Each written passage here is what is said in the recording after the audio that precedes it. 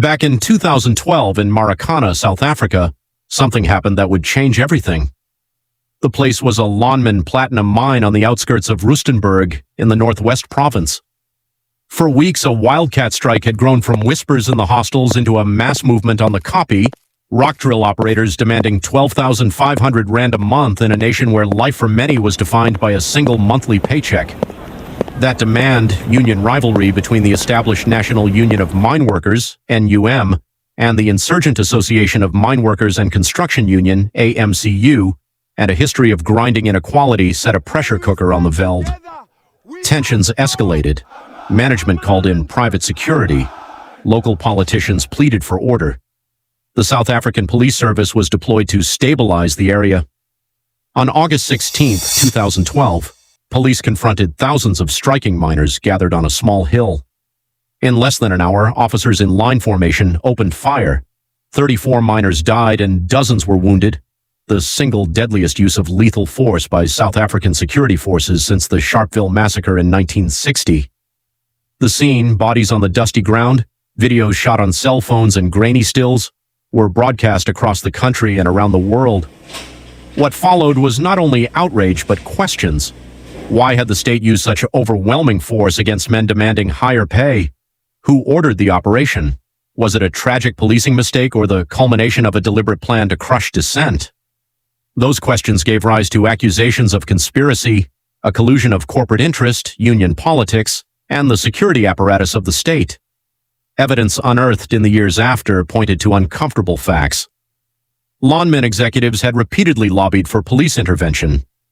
Communication between the company, local politicians, and senior police officers created a chain of requests and responses that blurred the line between public duty and corporate urgency.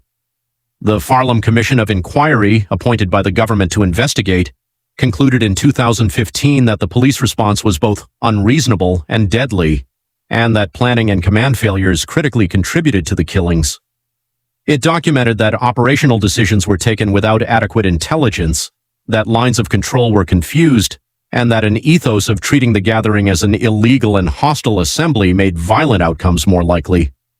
At the same time, the story had other threads, competing narratives about who had provoked the day's violence, allegations that some miners had been armed with traditional weapons, the shocking criminalization of struggle.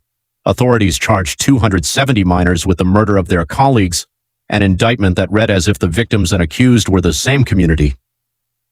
Years later, many of those charges were dropped amid criticism that the prosecutions were overreaching and politically motivated. The Marikana killings produced an aftermath that reshaped South African public life. Funeral marches, legal battles, and protests forced conversations about inequality, the ethics of policing, and corporate accountability.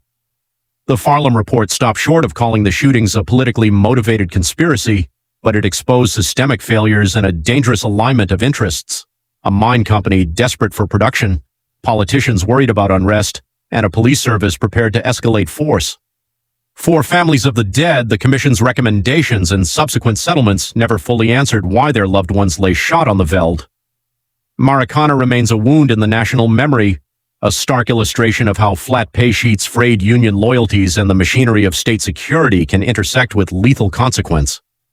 The conspiracy, if not a neatly plotted scheme, revealed itself in the overlaps of power, corporate urgency translated into police deployments, police planning driven by assumptions that dehumanized protesters, and a justice process that sought scapegoats rather than accountability. In the end, the lives lost on that Koppie forced South Africa to confront a simple, terrible question. In the post-apartheid order, who protects the workers and who protects the profits?